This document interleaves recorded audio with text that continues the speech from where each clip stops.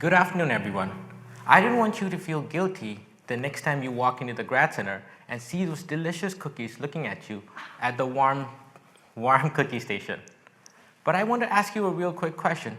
How many of you have had fillings or have cavities in your mouth?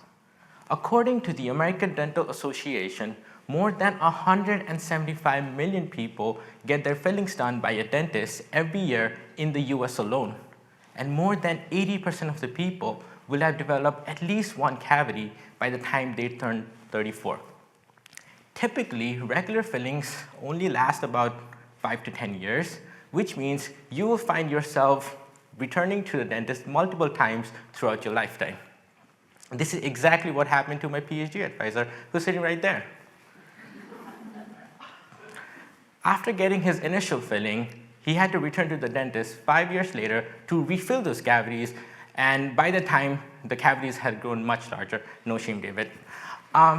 Puzzled by these recurrent visits to the dentist, our engineering mind started to think about potential solution to this interesting challenge.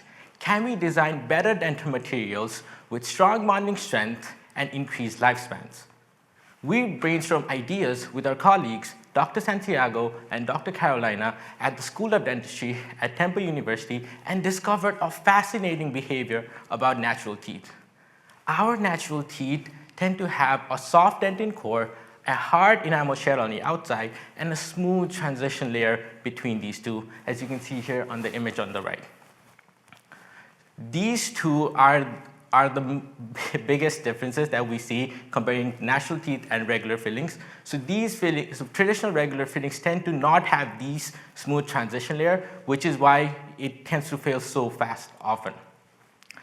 To bring this idea to life, what we are doing is we are developing complex physics-based computer model to see how we can model composite materials under biting and chewing conditions. These simulations will then allow us to see potential designs and how they behave properly under different factors. And these will also help us guide physical testing at a fraction of the cost.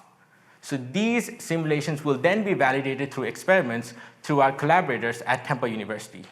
Our work goes way beyond just dental materials.